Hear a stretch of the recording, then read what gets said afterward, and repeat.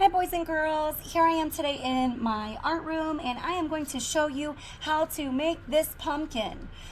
We are going to make a pumpkin. Yours does not have to have a face, that's your choice. We're going to have these great little curly cues sticking up off of it, and you can see the edges of my paper are kind of jaggedy. That is because I did not cut this paper. Today we're going to learn how to tear paper. So first, we're going to choose a background color. You can choose any of the colors that I have left out. I am choosing black just so I can show you how to do this. You're going to write your name on the back with a pencil. If you try to write your name on something like black paper, it is really hard to see your name on the back of the paper. So you can use something like a white crayon and your name will show up very well. And I am Mrs. Wiley. Once I have my name on the back of the paper, I'm going to flip it over. Now on this side, we're going to draw a circle. What we do not want is a circle that's too small, that's too little. We don't want a circle that's too giant. We want one that's just right. So if you draw one that's the wrong size or maybe even the wrong shape, like that's an oval, that's not quite right, you can draw right over top of it. You don't even need to erase because we're going to cover this with paper. So we're going to dress up our mess up. So on my paper, as best I can, I'm going to draw some kind of a circle-y shape. That's our goal. Once we have drawn it, we're going to get paper and we're going to start tearing. Now how you want to tear paper is you want to use your pincher fingers. Pretend you're a crab. Got pinchers. So you're going to hold your pincher paper. You're going to hold your paper with your pinchers there, and you're going to put one claw next to another claw, and you're going to pull. And you rip it. But this is too big to glue on. We want smaller pieces than this. We also don't want little baby pieces like this. This is too big. If I tried to fill my circle in with these, holy cannoli, we'd be here forever. So we want pieces about that big. And I can rip as many as I want at a time. They might be rounded. It doesn't matter. Now this paper is lighter on the back and darker on the front. I don't care which side you use. It's completely up to you. Now this one's too big, so I'm going to make smaller pieces. And I'm just going to tear up all my paper. Now, then I'm going to get my glue stick, take my cap off. I'm going to put it up a tiny little bit. I'm going to put some glue down on my paper near the edge, but I don't want to put a lot of glue down. If I were to cover all of this, it would dry and nothing would stick to it. So I'm going to start, I like to start on the edge, and I'm trying to cover up my pencil or crayon line as best I can, and I have glue here. So I'm going to keep sticking these down anywhere I have glue as best I can to the edge. Now I'm out of glue, so now I'm going to add more glue. Now you can work around the edge first or go from top to bottom or left to right, doesn't matter. I'm going to put a little row of glue here. I do want my pieces to overlap a little bit because I don't want, and I'll show you, I don't want to leave spots of my paper color. I want to fill those in. So if I have a little one like that, I just, fill it in there. There we go. Oh, I still got a spot. There we go. Your goal is to completely fill in your paper. Okay, now that we have these, all of our pumpkin filled in, we are ready to add our details. Our first is to add the top of the pumpkin and our little swirls of paper on. So I'm going to show you how. So here is my piece of green paper that I'm going to give you. And the first thing you want to do the short way, we're going to tear, using our pincher fingers, a piece of green. This is going to be the top of your pumpkin. So if I were to put this up here, I want it to be at the top. This looks a little too tall for me, I think. So I'm going to use my pincher fingers. I'm going to pinch off some of my paper, make it as tall or as short as I want. I'm going to use my glue stick, put some glue on the back of it, flip it over, and glue it on. Okay, there we go. Now I'm ready to add my swirls. Now, for this, Instead of ripping sideways in small pieces, I want to rip long pieces. So I'm going to take my pincher fingers at the top. I'm going to pull, and I'm going to gently pull down. And it starts to curl on its own. So I can make as many or as few as I want. Now some may be tiny. Let me try from this end. Some may be very long. I can make as many or as few as I want. Now, if you would like them to be curlier, I'm going to teach you a trick. Let me use the back of my paper so you can really see them there. There we go. If you would like these to be really curly, you can use a crayon or your pencil, and you can wrap them around the crayon all the way around until you run out of paper. Then, when you take it off, see I wrapped it all the way around.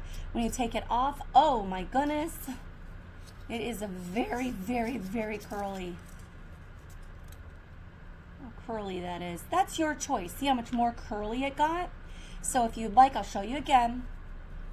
Crayon or pencil works. Wrap it around. Get it on there kind of tight.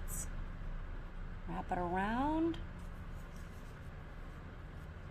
Okay, pull it kind of tight. Pull it off. Ta-da! Super curly. Your choice. So you can put as many or as few of these as you want. Let's pretend, like up here, I'm going to take one little end here. I'm going to put glue on it. And I don't want to glue down the whole thing because I want it to stick off my paper like it's three-dimensional, 3D, meaning it sticks up off the paper.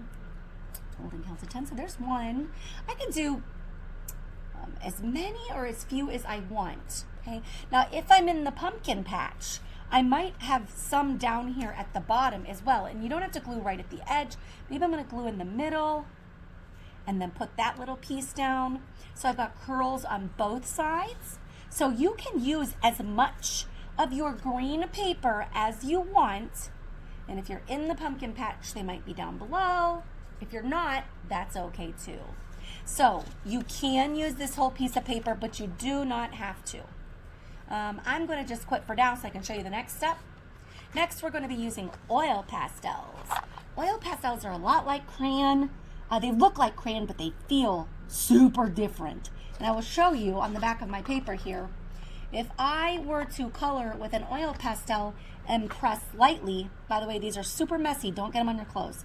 If I press light, it looks like crayon.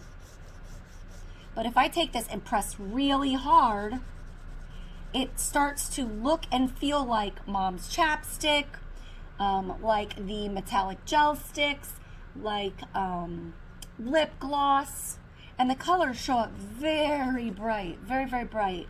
You can also overlap colors and mix colors together. So here I've got this green. I could mix it with, I don't know, blue and invent a new color like a turquoise. Okay, so that's your choice. But we're going to decorate our pumpkin. Now, before on this one, I just did very simple eyes as triangles and a mouth with missing teeth. Yours can be any way you want. If you would like the lights to look like they're glowing in your pumpkin, you might use something like yellow. Okay. I used white in my sky to make stars, a moon, and a bat. You can use any colors you want. Okay, so maybe I want, I don't know, how about, I do like the idea of black for my mouth and my eyes. And you'll see that some of these are teeny tiny. This is a little teeny tiny black, but I'm still going to use it. It still works. So maybe for these eyes, I want to make mad, mean eyes. I can draw 2 diagonal lines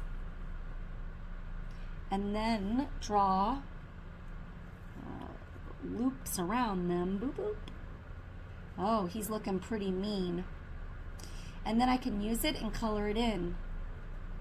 Now, if you see your paper, you could still see all these little spots. If you go back over it a few times, it'll start to fill those in. You have to be kind of patient and press kind of hard if you want to fill those in. Go slow, be patient, Press hard. Okay. For my mouth, if I want an angry mouth, maybe I want something that looks, I don't know, like this.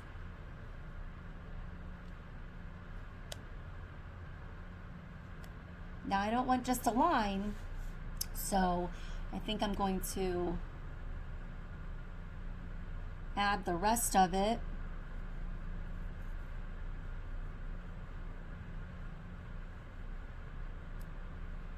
But then I need to color it in. So I will be patient. I will color the whole thing in. Now once I get this done and I've got my pumpkin decorated the way I want to decorate my pumpkin, and that's any way you want. It does not have to look like Mrs. Wiley's. But when I'm done with it, then I can start decorating around it. Where is my pumpkin? Does my pumpkin need a moon? This is called a crescent moon. Okay. Does my pumpkin need stars? We've learned how to make stars. The A with the X, the little, that one or this one, any kind you want. Maybe I want a bat in the sky. For my bat, I just draw a little oval, 2 little ears, 2 little feet, arms out, and little baby loops off the bottom. And I can see that this black must have touched a purple at some point. I mean, this white, yeah, look, it's purple there. Because my bat and my stars have a little bit of purple on them. It's really pretty looking. I like it. So you can make anything you want. If you want grass down below, use some green. Add it to your pumpkin patch. That's fine too. Any way that you would like to decorate. Maybe on my vines. Add some little loopies. Your choice. That's our goal today.